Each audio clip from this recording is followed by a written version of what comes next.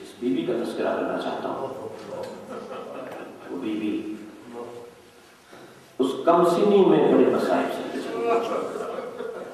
جناب سکینہ سبحان اللہ آپ ہونے کے لیے آمادہ ہے. تابوت جناب سکینہ ابھی آپ سے یاد کریں گے، مگر تابوت کو کاندھا دیتے وقت ذرا اس بات کا خیال رہے کہ یہ بدن بہت نازک بدن ہے. ذرا خیال رہے کہ اس بدن پر تعزیانوں کے زخم ہیں.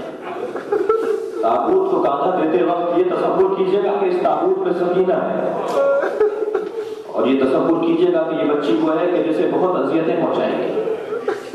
یہ بچی تصور تو کریں اگر وہ مصیبتیں جو جناب سکینہ پر آئیں اگر وہ کسی جوان پر آتی ہوں، وہ کسی بزرگ پر آتی ہوں، تو وہ اس دنیا سے بغیر کسی کے زہر دیے ہوئے، بغیر کسی کے قتل کیے بغیر اس دنیا سے چلا جاتا ہے. جو مصیبتیں جناب سکینہ پر آئیں ان مصیبتوں کے سلسلے میں امام حسین سینے پر سلاتے ہیں. امام حسین کے گلے کا تعویذ ہے، مگر مرحلہ یہاں پر آتا ہے کہ جب امام حسین رخصت آخر کے لیے آئے اور ذوالجناح سے کہا ہے اے رہبر مجھے کربلا کے میدان میں پہنچا دے، تو روایت یہ ہے کہ گھوڑے نے چلنے سے گریز کیا. حضرت نے سوال کیا کہ ہاں جتنا میں بھوکا اور پیاسا ہوں اتنا تو بھی بھوکا اور پیاسا ہے، مگر یہ آخری رحمت ہے مجھے مقصد تک پہنچا دے. لیکن اللہ ذوالجلال نے چلنے سے پھر گریز رکھا ہے، اور پھر جب امام نے آخری مرتبہ تیسری مرتبہ کہا تو اس گھوڑے نے اشارہ کیا ہے. اب جو امام نے جھک کے دیکھا سکینہ گھوڑے کے قدموں کو پکڑے بیٹھے اور کہہ رہی ہے بابا کے گھوڑے جو بھی اس انداز سے رخصت لے کر میدان میں گیا وہ پلٹ کر نہیں آیا، مجھے یتیم مت بنا. امام گھوڑے سے اترے ہیں، بچی کو سینے پر لٹایا اور جب سینے پر لٹا کر کہا بیٹا کچھ دیر کے لیے آرام کر لو، شاید ابھی تمہیں سینہ نصیب نہیں ہوگا. تو روایت یہ ہے جناب سکینہ نے کچھ دیر کے لیے آنکھیں بند کی، سکون لینا چاہا کہ چونک کر بیدار ہو. امام نے فرمایا سکینہ ایسے کیوں بیدار ہو گئی؟ کہا بابا میری آنکھ لگی تھی دادی زہرا کو دیکھا.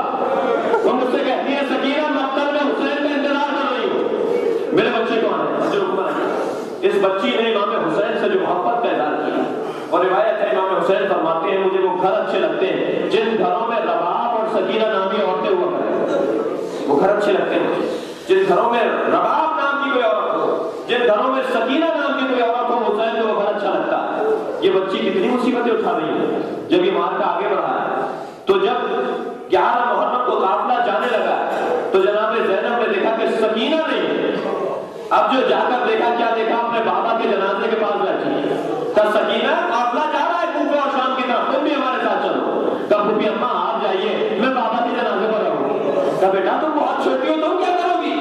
کہا پھوپھی اماں میں نے سنا ہے کہ ابو ذر کے ساتھ ابو ذر کی بیٹی تھی، اور جب ابو ذر کا انتقال ہو گیا تھا تو ابو ذر کی بیٹی ایک راستے پر جا کر بیٹھ گئی تھی اور آنے والے مسافروں سے کہا تھا ایک صحابی رسول ہے جسے ابو ذر غفاری کہا جاتا ہے، اس کا انتقال ہو گیا ہے اور میں بہت چھوٹی ہوں اور میں اپنے بابا کو غسل و کفن نہیں دے سکتی، ہم پر احسان کرو صحابی رسول کو غسل و کفن دے دو. پھوپھی اماں میں بھی ایسے ہی کروں گی، جب آپ لوگ چلے جائیں گے تو ایک راستے پر جا کر بیٹھ جاؤں گی، کوئی تو مسلمان گزرے گا میں اس سے کہوں گی میں واسطے رسول کا جنازہ بے گورو کفن ہے اسے کفن دے دو، اسے دفنا دو.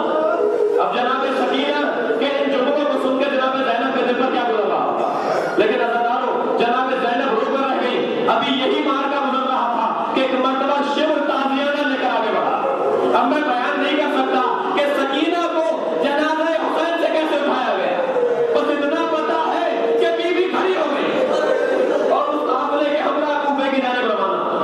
عزیزانو صرف یہی مصیبت نہیں تھی جناب سکینہ کے اوپر، بلکہ راستے میں روایت یہ ہے کہ وہ سر جو ایک نیزے پر تھا اور امام حسین کا سر ہے وہ نیزہ زمین میں گر گیا اور شیور اور پھولی تعزیانہ لے کر امام سجاد کے پاس آئے.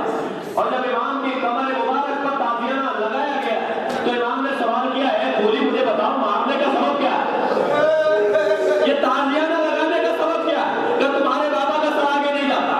اب امام زنجیریں سنبھالے ہوئے امام کے سر کے نزدیک آ کر کہتے ہیں بابا آپ کا سر آگے کیوں نہیں بڑھتا؟ تو سر حسین کو یہ ہوا اے سید سجاد میری سکینہ اونٹ سے گر گئی ہے، جب تک سکینہ کو نہ لایا جائے گا میرا سر آگے نہیں آئے گا. جو حکم اللہ. امام سجاد نے جناب زینب سے کہا، عزیزانو جناب زینب پلٹ کر گئی ہے اس راستے کی طرف جہاں سے ایک قافلہ آ رہا ہے. روایت یہ ہے جیسے آگے بڑھی کیا دیکھا ایک برقع پوش بیوی ہے جو آگ